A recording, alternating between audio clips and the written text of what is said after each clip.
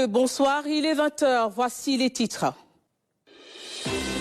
Rendez-vous public et populaire entre Ousmane Sonko et la jeunesse patriotique hier à l'esplanade du Grand Théâtre. Après 2 mois d'exercice, le président de PASTEF et Premier ministre parlent de la situation nationale.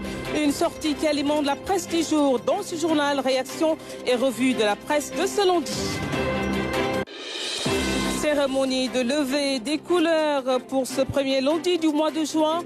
Nous nous sommes rendus au lycée Birago Diop. Une journée mise à profit pour sensibiliser les élèves sur le civisme et la citoyenneté. Éliminatoire Coupe du Monde 2026, le Sénégal occupe provisoirement la première place du groupe B en pétanque. Notre pays est champion d'Afrique. C'est le menu de la page des sports de ce lundi.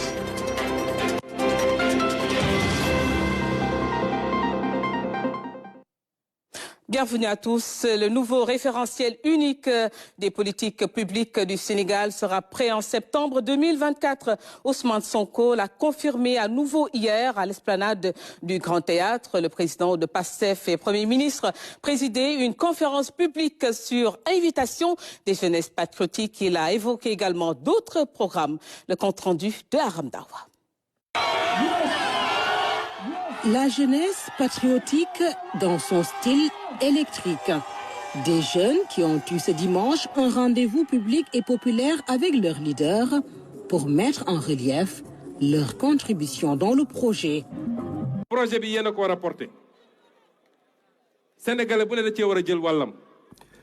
C'est vous qui devez porter le projet. Chaque Sénégalais doit jouer sa partition. Je veux vous rendre de ce que nous sommes en train de faire. Le projet dit ceci, un Sénégal prospère, souverain et juste. Et c'est ce projet que vous avez plébiscité et qui a porté le président Bassirou Diomaye Diakhar Faye au pouvoir avec un score inédit de 54%. Nous avons trouvé ici le PSE. Nous l'avons toujours remis en cause. Donc le nouveau référentiel de politique publique est en cours de finalisation. Le PSE a été réalisé par un cabinet dénommé McKinsey qui a été payé à hauteur de 3 milliards. Ça leur a pris 2 ans. Nous, on a été élus en 2024. Et en septembre 2024, on aura tout fini. Et c'est un projet qui sera entièrement réalisé par des Sénégalais. Le leader de PASTEF, non moins Premier ministre du Sénégal, liste les actions, un référentiel unique en finalisation, une vision Sénégal 2050 pour le long terme, un plan d'action du gouvernement. Ce plan d'action permettra à l'ensemble des ministres d'avoir une claire vision de là où nous allons jour après jour, semaine après semaine. Le président de la République donnera les orientations de ce plan d'action gouvernemental et je le conduirai en ma qualité de chef du gouvernement, n'en déplaise à certains. Nous instaurons à ces programmes les politiques sectorielles, filières pour revaloriser l'agriculture, la pêche, l'industrie, la pétrochimie, etc. Il nous faut cela pour développer une chaîne de valeur complète, gage du développement. Donc, nous savons où nous allons et nous allons y arriver. Et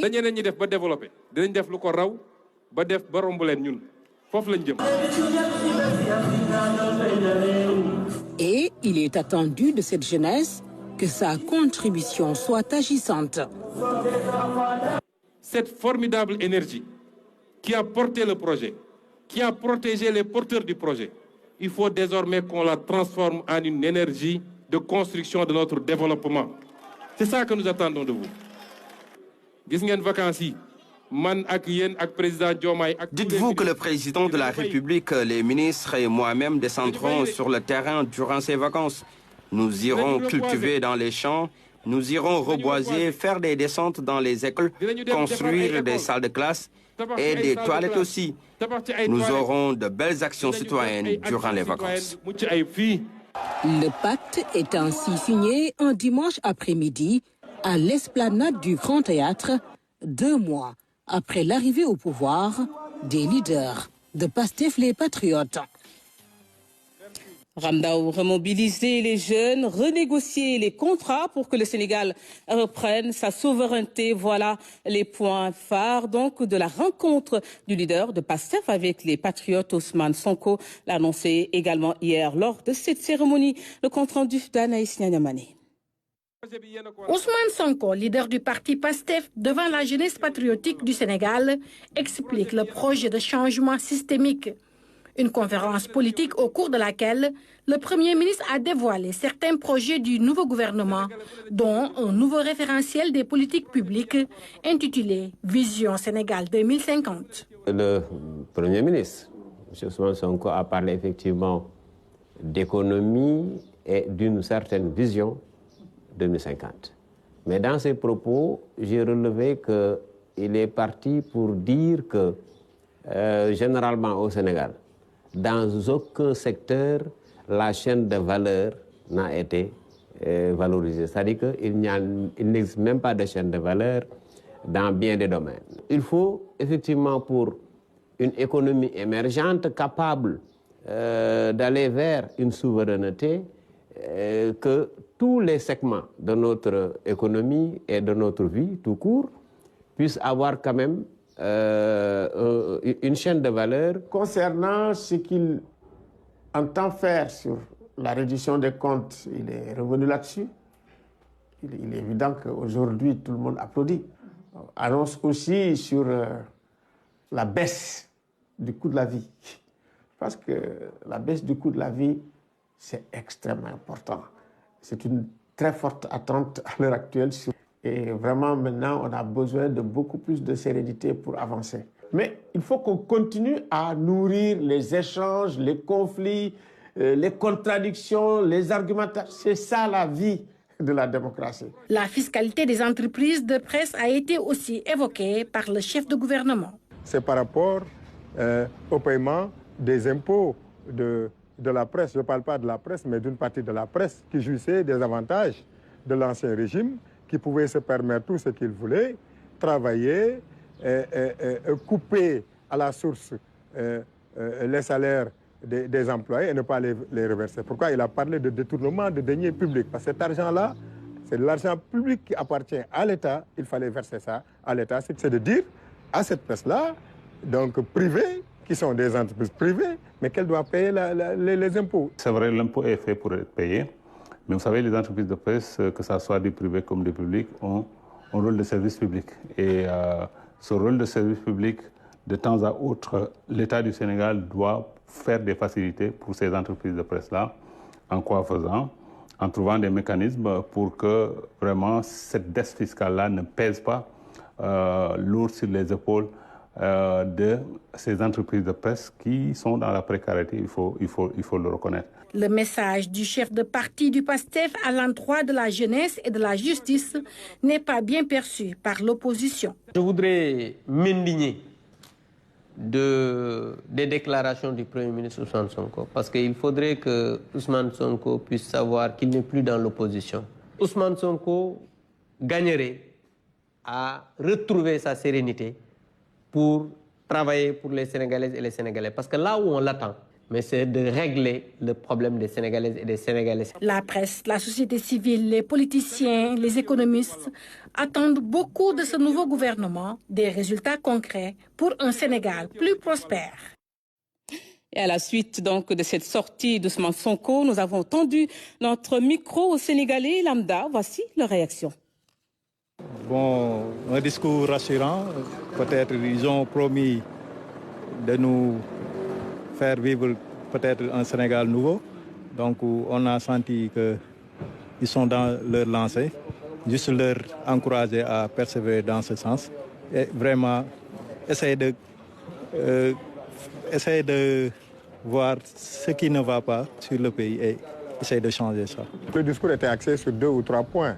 Le premier point, c'est par rapport donc à cette dynamique de rendre compte. Les gens doivent rendre compte de leur gestion. L'autre discours, c'est de remobiliser aussi les jeunes par rapport à des initiatives qui seront prises en termes de renégociation des contrats, donc de toutes les formes de contrats léonin qui n'arrange pas le peuple sénégalais. C'est un discours que nous ne pouvons que percevoir, mais positivement. Et les Sénégalais qui l'ont écouté hier ont compris la substance le plus important. C'était le message qu'il voulait faire passer.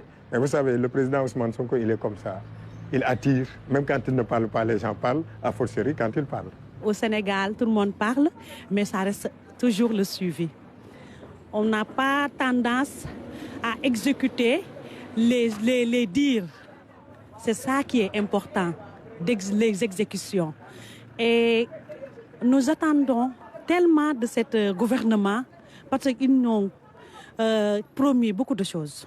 Donc nous sommes là, comme en tant que Sénégalais, en tant que Sénégalaise et Djiguen. Donc on attend tout ce que M. Ousmane Sonko, le Premier ministre, a dit pour que ce pays commence à développer.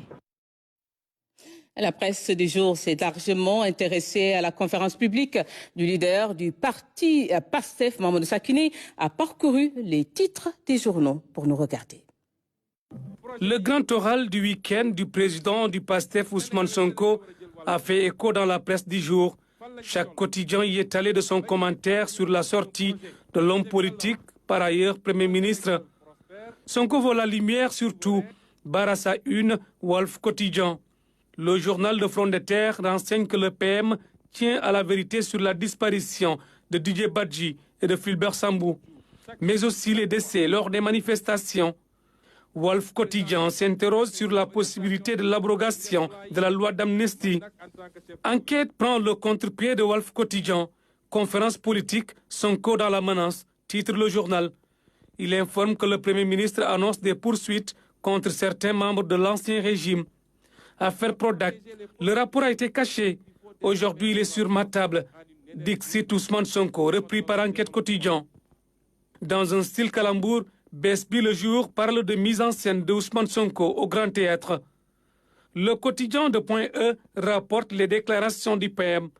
Ces effacements de dettes de la presse, c'est fini. Sortie du président de PASTEF, Sonko au Grand Théâtre, s'exclame le journal L'Observateur. Il raille l'opposition, menace la presse et s'offre des foudres, explique le quotidien du groupe Futur Média. Interrogé par l'Obs, l'opposant Bougane Gueye Dany déclare « C'est pitoyable ». Il nous faut des hommes d'État qui ont une vision prospective de la presse, renchérit Mamoudi Ibra Kane, dit CEDEPS. Ce qui fait dire au journal LAS que Sonko choque. Par contre, Yor a donné la parole à des spécialistes qui ont décrypté la sortie. Pour le journaliste Mamadou Gassama, c'est une démonstration de son engagement politique. Son confrère Bakary Domingo Mané estime que Sonko utilise aussi le silence comme miroir, en reflétant à l'adversaire ses propres fautes sans avoir besoin de les verbaliser. L'expert financier Abdou Karim Sok, lui, s'est penché sur le projet référentiel de politique publique du président Bassirou Diomaye Diakhar Faye. Selon lui, Vision 2050 pourra être séquencée par espace temporel de 5 ans, conformément au plan national de développement. Et puis, notez également que le secrétaire général du Conseil national du patronat du Sénégal, Hamidou Diop, a été réélu pour un 3e mandat de 3 ans comme membre titulaire du Conseil d'administration du Bureau international du travail BIT. C'est à l'occasion de la 112e session annuelle de l'Organisation internationale du travail. Elle se tient présentement à Genève, en Suisse, jusqu'au 14 juin 2024. Le BIT, comme le CNP au Sénégal, ont salué l'élection de Hamidou Diop, dont les compétences professionnelles et ses capacités en négociation sociale sont constamment prises au service du monde des entreprises. Toutes nos félicitations à Hamidou Diop et au CNP. Juan Branco magnifie la nomination de Pape Alé Niang à la tête de la RTS. Le militant politique et avocat aussi a saisi l'occasion pour parler justement de plusieurs questions, des questions qui s'articulent pour l'essentiel autour de l'indépendance et de la liberté de la presse. Le compte-rendu d'Ibrahim Anong. Fine silhouette d'un militant politique et avocat qui s'est fait honneur au Sénégal en prenant la défense d'Ousmane Sonko. Cet après-midi, Juan Branco est dans les locaux de la RTS pour rendre visite au nouveau directeur général. Au menu des échanges, Différents points abordés, dont la nomination de Pape Alé Niang à la tête de la RTS. C'est le plus fort qui était mis en œuvre depuis la transition démocratique qui est intervenue il y a quelques semaines. Symbolique parce que je pense que cet homme a incarné une forme de courage et de ténacité à un moment où le pays menaçait de sombrer dans des heures sombres et notamment de la violence et du mensonge. Et je suis convaincu par ailleurs qu'il va impulser cette culture de la vérité qui est pour moi la priorité dans tout travail d'information à tous les niveaux hiérarchiques en fait au sein de cette institution et donner l'exemple du coup aussi au reste de la presse sénégalaise. Une presse libre et indépendante dans un pays où la liberté d'expression est consacrée par la charte fondamentale. Les défis ne manquent pas. Comment l'avenir se dessine pour ce pays, que ce soit question d'impunité, que ce soit question de gouvernance. Il y a beaucoup de défis. Et là, je pense que la priorité est évidemment de redonner de la souveraineté aux populations sénégalaises, de leur redonner de la force et de la capacité à la fois non seulement économique, mais plus généralement de souveraineté politique. Et je pense qu'avoir des médias puissants, indépendants, nationaux, c'est fondamental comme démarche. Et donc évidemment, la RTS fait partie, je pense, des défis des institutions qui doivent qui sont en train d'essayer de relever ce défi. Des défis énormes qu'il faut relever pour être en phase avec les attentes des populations. Il aura fallu 45 à 60 minutes pour aborder plusieurs questions. Autre aspect de l'actualité nationale, 14 jeunes Sénégalais viennent d'obtenir leur diplôme de fin de formation au Game Up Sénégal de la DRFJ. Ils sont désormais outillés dans la création de jeux. L'industrie du jeu draine des demandes financières importantes à travers le monde et constitue une niche d'opportunités d'emploi pour les jeunes. Amadou Diallo. Une période intense d'incubation de plus de 6 mois vient ainsi de s'achever. Le Game Up Sénégal, c'est la création, l'éducation et la collaboration entre les acteurs de l'industrie du jeu vidéo. On a mis à disposition du matériel pour qu'ils puissent arriver à faire les jeux vidéo. Également le mentorat. Il y a des gens qui sont venus d'ailleurs, qui sont venus pour vraiment aider ces jeunes à pouvoir réaliser ce qu'ils veulent faire. En dehors de ça, il y a des formations. Comme ce que j'ai dit tantôt, la formation en game design n'existe pas au Sénégal. Et le fait de pouvoir leur donner cette formation a été très bénéfique pour eux durant ces 6 mois d'incubation. La DRFJ accueille le programme Game Up au sein de son plateau d'innovation au bénéfice de jeunes talents en création de jeux. Ce projet est très important pour nous parce qu'au niveau de la DER, nous nous positionnons vraiment comme un catalyseur de l'écosystème entrepreneurial et surtout au niveau du D-Hub, qui est notre plateau d'innovation, où vraiment nous souhaitons créer des synergies, donc vraiment de manière multisectorielle. Et aussi, nous souhaitons véritablement démocratiser l'innovation et la technologie au sein de notre écosystème entrepreneurial. Donc dans ce sens-là, effectivement, c'est vrai que le Game Hub est une initiative qui nous a beaucoup plu et que nous sommes ravis véritablement d'accueillir au sein de la DRFJ. Un bilan extrêmement positif. Déjà, on voit du résultat concret avec des jeux qui sont prêts aujourd'hui à être dévoilés au grand public, bientôt distribués sur les plateformes locales Gara et Kaifoplay, et puis sur les stores internationaux, le Google Play Store et l'Apple App Store, et d'autres canaux également. Donc voilà, on a aidé les jeunes déjà à produire leurs premiers jeux vidéo, mais aussi maintenant à les commercialiser pour commencer à en tirer du revenu. Les jeux vidéo créés durant les 6 mois d'accompagnement ont été présentés. Afin de renforcer davantage les actions du sous-secteur des jeux vidéo, l'ambassade de France s'est engagée à octroyer 140 millions de francs CFA pour les prochaines cohortes du programme d'incubation du Game Up Sénégal au sein de la DRFJ. Menu de levée des couleurs ce lundi au lycée Birago Diop. Pour clôturer l'année académique, la direction de l'école a invité l'armée pour dispenser aux élèves une leçon de civisme et de citoyenneté, une initiative saluée par les élèves, mais aussi l'encadrement. Luis Pizza.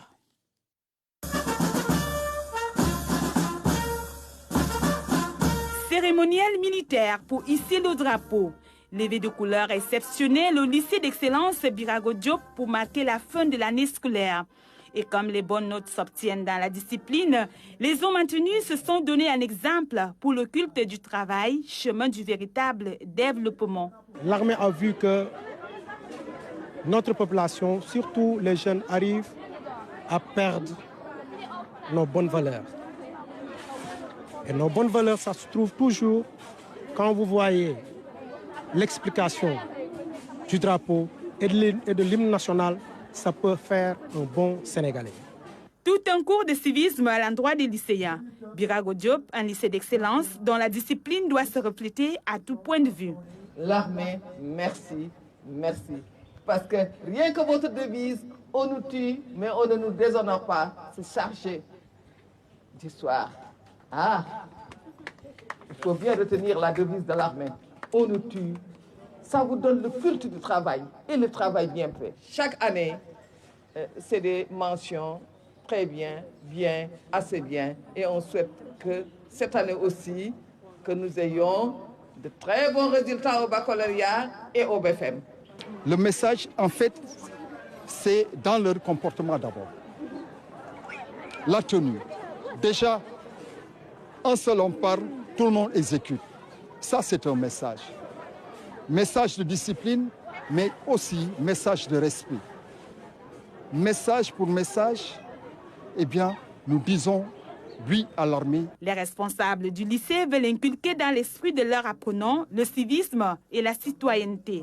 L'armée étant un modèle de droiture, tout le corps professoral s'est mobilisé pour permettre à ses futurs leaders d'assimiler le cours du sergent-chef Abdoulaye Tandine. Au Sénégal, si on se félicite depuis longtemps d'avoir une armée professionnelle reconnue, et cette armée repose effectivement sur des vertus, sur la discipline et sur la droiture. Et les militaires ont toujours été des modèles pour le Sénégal. La preuve, aujourd'hui, on a 2 grands militaires à la tête des armées, à la tête du ministère de l'Intérieur. J'ai beaucoup appris. On m'a appris que la discipline et le travail peuvent nous apporter beaucoup de choses aujourd'hui. Quand on sera grand, on saura qu'est-ce que ça nous apportera. On aura de bonnes notes pour nos parents. La cérémonie met donc en évidence le culte armée-nation. Et c'est ce modèle de droiture de l'armée que le lycée d'excellence Birago Diop veut prôner. Le moment de la montée des couleurs est également une tribune pour l'administration de sensibiliser concernant les activités de vacances. Louise Pizza, nous restons dans l'environnement scolaire pour signaler la suite du forum REPATS à l'Institut des sciences et technologiques de la communication ISTC d'Abidjan. En marge justement de cette rencontre de la diaspora pour un retour de la mère patrie, un panel a réuni journalistes professionnels venus de 4 pays, dont le Sénégal, mais aussi des jeunes étudiants en journalisme pour échanger sur la profession. Envoyés spéciaux à Abidjan, Pape Sidiya et Abibou Mbaye. Dans la plus grande école de journalisme de Côte d'Ivoire, ISTC, rendez-vous était donné en marge du forum REPATS pour mettre en face les étudiants avec 4 professionnels venus des États-Unis, du Sénégal, de la France et de la Chine. Chacun de livrer sa petite et modeste expérience journalistique marquée par des hauts et des bas. Une longue séance de questions-réponses au cours de laquelle les étudiants de l'Institut des sciences et techniques de la communication ont mis à profit pour interpeller sur la carrière de chacun en période de paix et de guerre, devant des situations où la liberté et la responsabilité doivent guider la démarche journalistique très appréciée. Being here and covering this event, and I really love talking to students. Je suis vraiment heureuse d'être ici et de découvrir cet événement, de discuter avec les étudiants qui veulent poursuivre leur carrière dans le journalisme. Il est vraiment important d'échanger avec ces jeunes étudiants et de partager les expériences sur le continent, mais aussi au-delà du continent africain.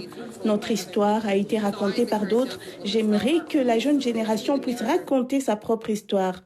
Je suis heureuse d'être là et j'apprécie cette initiative. C'est aussi un moment de partage de plusieurs années d'exercice de la profession. C'est partager une expérience, un parcours. Et moi, j'aime faire ça avec les étudiants, j'aime faire ça avec les jeunes, parce que j'ai été dans leur situation il y a déjà quelques décennies. Et j'ai pas forcément eu l'occasion d'avoir ce type de rencontre avec des professionnels qui ont déjà un parcours derrière eux. Et moi, j'aime bien les écouter, j'aime bien comprendre aussi quelles sont leurs préoccupations. Quand on a reçu, il faut savoir donner. Et j'aime beaucoup revenir vers les jeunes pour leur dire ce que j'ai appris, ce que je peux partager avec eux.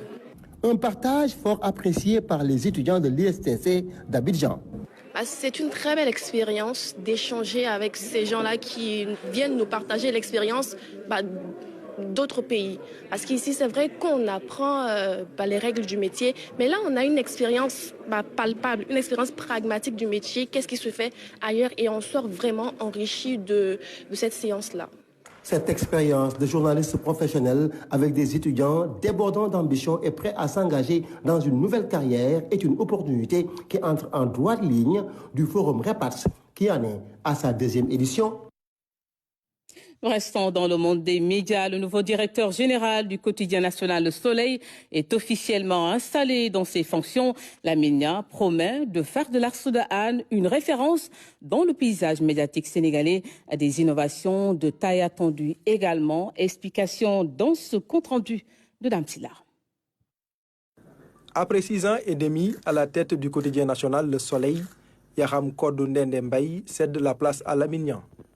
Le tout nouveau directeur général de l'Astre de Hann promet de relever les défis de la boîte. Nous devons assumer pleinement, et ça je tiens, nous devons assumer pleinement notre leadership en journalisme ici au Sénégal et remplir avec fierté notre mission de service public de l'information en nous ouvrant notamment aux citoyens sénégalais établis à Dakar, dans les régions et dans la diaspora. Parallèlement, les équipes marketing et commerciales devront se remobiliser. Pour saisir de nouvelles opportunités de monétisation, il s'agira de construire un écosystème de produits et d'offres innovants permettant de générer de nouvelles sources de revenus tout en renforçant notre positionnement sur le marché. Le directeur général entrant du quotidien national Le Soleil promet aussi de faire des orientations qui s'adaptent aux réalités des technologies de l'information et de la communication. S'adapter aux réalités du paysage médiatique, élargir notre lectorat en cherchant à attirer une audience plus jeune et relever le défi de la transformation digitale. C'est pourquoi je ferai de la transformation, plutôt de la digitalisation, une priorité absolue. Nous devons moderniser notre infrastructure informatique, développer de nouveaux produits, nous adapter aux nouvelles habitudes de consommation de l'information du lectorat. Notre modèle économique doit être repensé et réinventé en profondeur pour trouver de nouvelles sources de revenus. Le directeur général sortant, pour sa part, invite son successeur à consolider les acquis et à rendre l'entreprise plus performante. L'important aujourd'hui, c'est de ne plus se focaliser sur le passé, que ça soit en bien ou en mal. Parce que se focaliser sur le passé en bien, ça veut dire que se gargariser, béou, alors qu'on a toujours la possibilité de parfaire ce qu'on a de fait de bien. Se focaliser aussi sur ce qui n'est pas bien, c'est aussi ñak gëmadi yalla la, parce que tout ce que vous n'avez pas fait de bien, vous êtes appelé, vous êtes obligé à le parfaire. Donc, monsieur le directeur général, tout ce que je peux vous dire, je pense humblement avoir fait des choses qui ont satisfait. Je pense, je le reconnais, avoir fait énormément d'autres choses qui n'ont pas satisfait. Le quotidien national Le Soleil, une référence dans le paysage médiatique sénégalais, avec les promesses de son tout nouveau directeur général, de grandes innovations sont attendues dans la boîte. La suite à présent de la tournée nationale du ministre en charge de l'environnement, l'étape de Kaolack et Kaffrine. Sur place, l'autorité s'est rendue sur plusieurs sites pour évaluer justement l'impact des changements climatiques sur les communautés. Claire Diop pour plus de détails. Tournée de prise de contact du ministre de l'Environnement avec ses services dans la zone centre, la délégation s'est rendue à Kaolack et Kaffrine. Dans ce contexte de changement climatique aux effets néfastes, le ministre est venu s'enquérir de la situation dans le but de prendre des mesures pour renforcer la résilience des populations. Secteurs forestiers, pépinières, périmètre maraîcher, dépôt d'ordures, entre autres sites visités.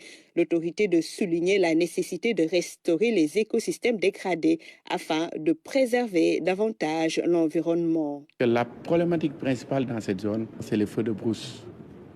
Et j'ai donné des instructions à la direction des eaux et forêts, chasse et conservation des sols de renforcer le dispositif de lutte contre les feux de brousse dans la région de Kaffrine. Parce que jadis, Kaffrine était une région assez boisée. Nous avons vu de visu les difficultés que nous avons appréciées. Nous ferons le nécessaire pour un peu atténuer les difficultés. Après Kaffrine, le même exercice est aussi fait à Kaolack. Ici, l'exergue est mis sur les difficultés liées à la gestion des ordures. La décharge située à Tiofak est loin d'être réglementaire. Nous travaillerons pour voir comment régler le problème de cette décharge de Kaolack qui a des conséquences écologiques énormes parce que c'est une voie d'eau. Et en saison de pluie, c'est envahi, ce qui peut entraîner une pollution de la nappe.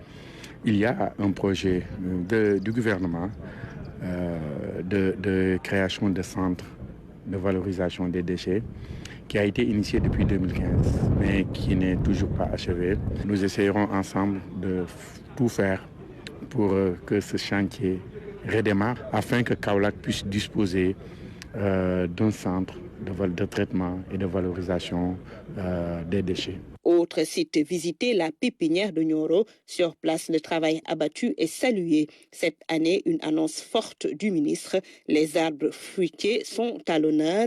Le gouvernement compte faire un focus sur les arbres fruitiers, parce que les arbres fruitiers jouent le même rôle que les autres arbres forestiers, mais en plus de ça, ça génère des revenus, ça produit également des aliments. Dans la démarche, le service régional des eaux et forêts travaille en étroite collaboration avec les communautés. Ces dernières mènent des activités génératrices de revenus, aussi participent fortement aux activités de conservation et d'aménagement des forêts, conformément à son rôle de service public. Instruction est donnée par l'autorité de travailler davantage la communication et la sensibilisation pour plus d'impact. Retour sur la conférence publique d'Ousmane Sonko tenue hier au Grand Théâtre. Il a été question justement de remobiliser les jeunes, renégocier les contrats pour que le Sénégal reprenne sa souveraineté. Voilà donc les points phares justement de la rencontre du leader du PASTEF avec les patriotes. Ousmane Sonko donc l'a annoncé, je vous le rappelle, hier donc lors de la conférence publique tenue sur l'esplanade du Grand Théâtre. Anaïs Nyaliamani. Ousmane Sonko, leader du parti PASTEF devant la jeunesse patriotique du Sénégal, explique le projet de changement systémique. Une conférence politique au cours de laquelle le Premier ministre a dévoilé certains projets du nouveau gouvernement, dont un nouveau référentiel des politiques publiques intitulé Vision Sénégal 2050. Le Premier ministre, M. Ousmane Sonko, a parlé effectivement d'économie et d'une certaine vision 2050. Mais dans ses propos, j'ai relevé qu'il est parti pour dire que généralement au Sénégal, dans aucun secteur, la chaîne de valeur n'a été valorisée. C'est-à-dire qu'il n'existe même pas de chaîne de valeur dans bien des domaines. Il faut effectivement pour une économie émergente capable d'aller vers une souveraineté, que tous les segments de notre économie et de notre vie tout court puissent avoir quand même une chaîne de valeur. Concernant ce qu'il entend faire sur la réduction des comptes, il est revenu là-dessus. Il est évident qu'aujourd'hui, tout le monde applaudit. Annonce aussi sur la baisse du coût de la vie. Parce que la baisse du coût de la vie, c'est extrêmement important. C'est une très forte attente à l'heure actuelle. Et vraiment, maintenant, on a besoin de beaucoup plus de sérénité pour avancer. Mais il faut qu'on continue à nourrir les échanges, les conflits, les contradictions, les argumentations. C'est ça la vie de la démocratie. La fiscalité des entreprises de presse a été aussi évoquée par le chef de gouvernement. C'est par rapport au paiement des impôts de la presse. Je ne parle pas de la presse, mais d'une partie de la presse qui jouissait des avantages de l'ancien régime, qui pouvait se permettre tout ce qu'il voulait, travailler, couper à la source les salaires des employés et ne pas les reverser. Pourquoi il a parlé de détournement de deniers publics? Parce que cet argent-là, c'est de l'argent public qui appartient à l'État. Il fallait verser ça à l'État. C'est de dire à cette presse-là, donc privée, qui sont des entreprises privées, mais qu'elles doivent payer les impôts. C'est vrai, l'impôt est fait pour être payé. Mais vous savez, les entreprises de presse, que ce soit du privé comme du public, ont un rôle de service public. Et ce rôle de service public, de temps à autre, l'État du Sénégal doit faire des facilités pour ces entreprises de presse-là, En quoi faisant? En trouvant des mécanismes pour que vraiment cette dette fiscale-là ne pèse pas lourd sur les épaules de ces entreprises de presse qui sont dans la précarité, il faut le reconnaître. Le message du chef de parti du PASTEF à l'endroit de la jeunesse et de la justice n'est pas bien perçu par l'opposition. Je voudrais m'indigner des déclarations du Premier ministre Ousmane Sonko, parce qu'il faudrait que Ousmane Sonko puisse savoir qu'il n'est plus dans l'opposition. Ousmane Sonko gagnerait à retrouver sa sérénité pour travailler pour les Sénégalaises et les Sénégalais. Parce que là où on l'attend, mais c'est de régler le problème des Sénégalaises et des Sénégalais, c'est-à-dire trouver du travail pour les jeunes, travailler à l'entrepreneuriat des jeunes, travailler à la protection des femmes, travailler à ce que le Sénégal puisse continuer à être dans l'émergence, travailler à la sécurité des Sénégalaises et des Sénégalais. La presse, la société civile, les politiciens, les économistes attendent beaucoup de ce nouveau gouvernement, des résultats concrets pour un Sénégal plus prospère. Et tout de suite, la page des sports de ce lundi.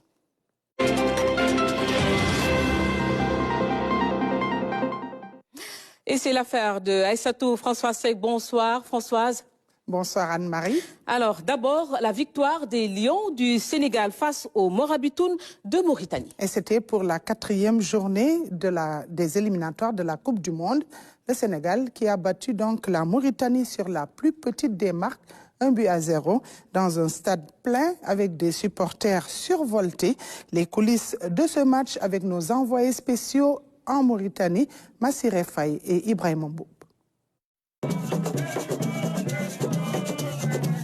Jour de match à Nouakchott, jour de derby. Mauritanie-Sénégal, une rencontre qui cristallise toutes les attentions. Déjà, vers 12 h, de longues files se forment devant le stade Cheikha Ould Boïdia. Une enceinte de 8200 places, un chaudron où règne une belle ambiance avec la mobilisation des supporters mauritaniens. Ils sont venus en masse avec l'espoir de voir leur équipe faire chuter le Sénégal.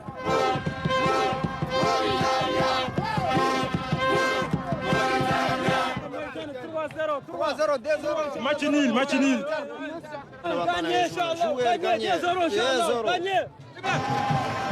Côté sénégalais, une délégation du 12e Gaïndé a fait le déplacement à Nouakchott. Nos compatriotes vivant sur place ont aussi sonné la grosse mobilisation. 2 forces de frappe pour donner plus d'énergie aux Lions.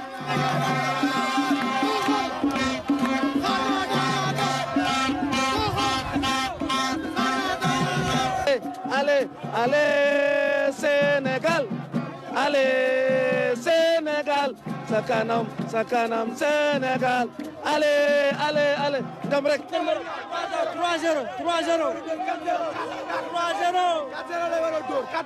4-0, Sur la pelouse, les Lions ont fait le job grâce à Habib Diallo en première période. Un but qui donne la victoire au Sénégal.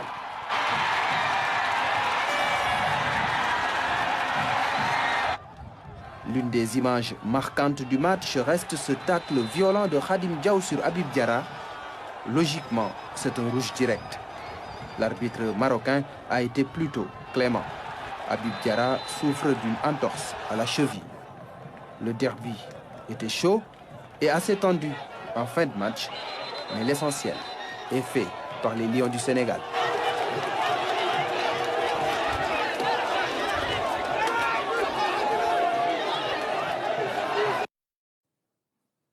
Tout à fait, Ibrahima, il fallait le faire et ils l'ont fait. Et justement, à l'issue de ce match, les deux coachs ont fait face à la presse. Oui, en conférence de presse, donc, d'après-match, Amir Abdou, le coach des Mourabidoun, regrette les nombreuses passes ratées de son équipe. Quant à Aliou Cissé, il salue la victoire des Lions.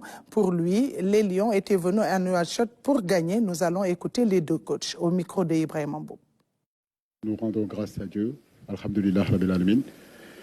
C'était important de venir gagner aujourd'hui ici. On était venu avec l'intime conviction de pouvoir gagner et emporter les 3 points, comme vous le dites, et se relancer dans ce mini-championnat.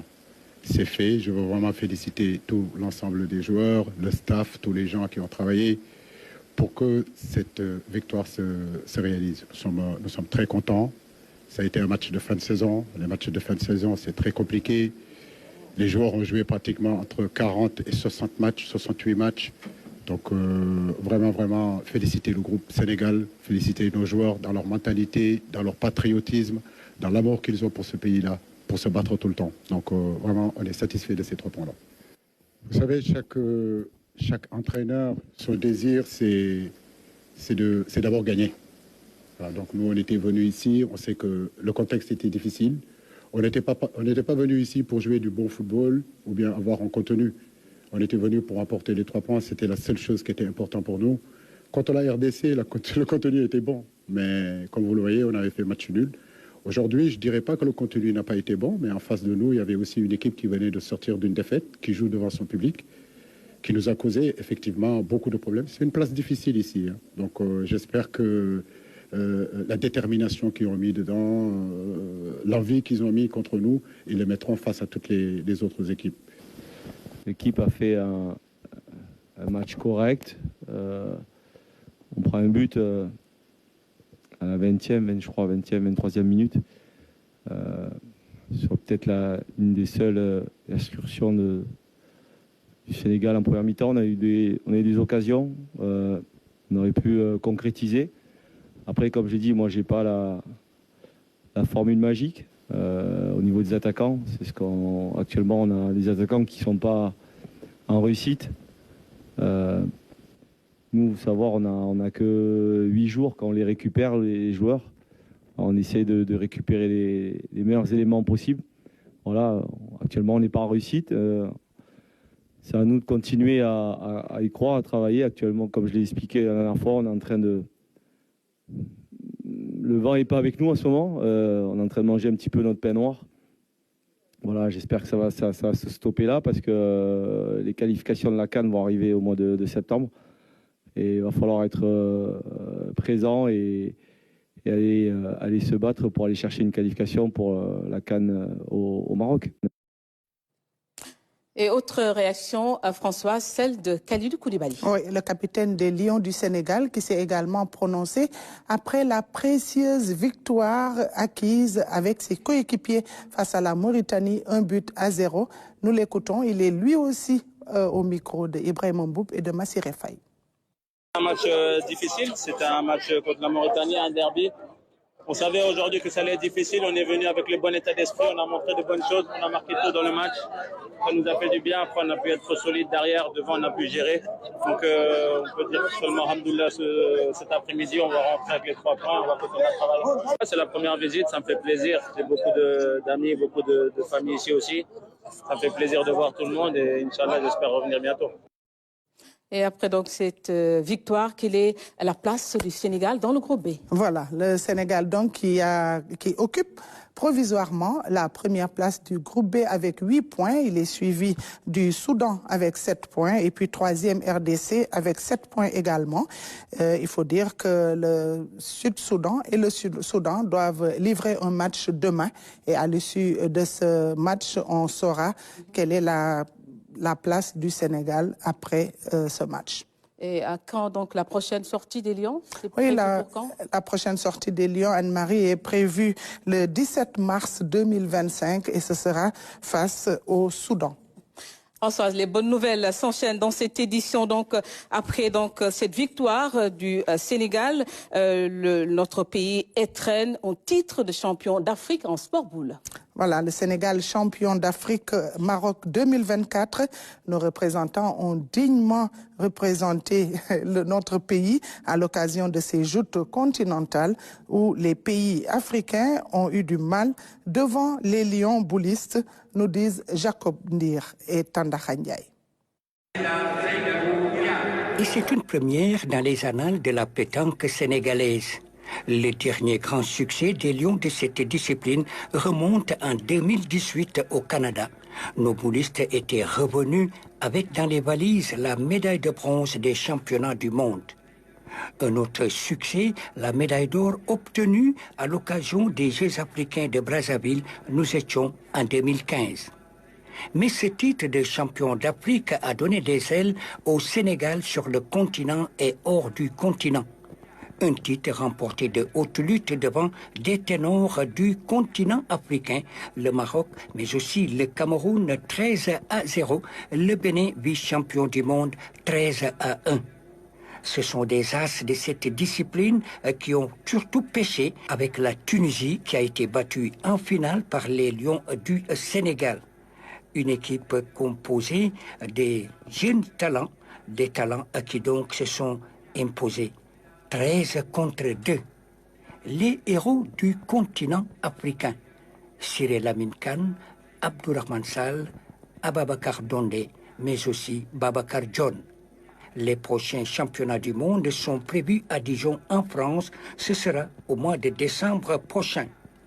Alors, la question que l'on se pose, une lancinante question. Nos boulistes vont-ils prendre part à cette compétition mondiale? Et une grosse performance, n'est-ce pas, Françoise? Oui. Mais le développement, ce sera dans un instant dans Galaxy Sport. Voilà, c'est une grosse performance de ces Lions Boulis qui se sont déplacés sans beaucoup de moyens.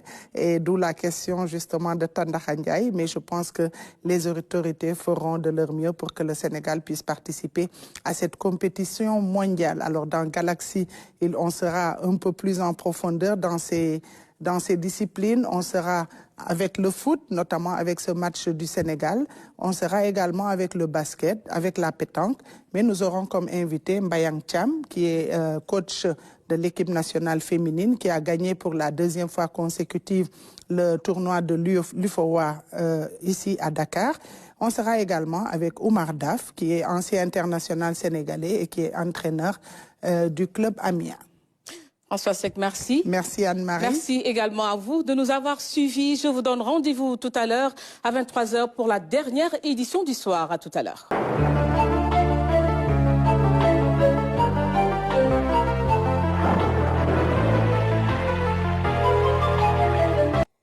Chers téléspectateurs, bonsoir. L'actualité météorologique, c'est des orages et pluies qui sont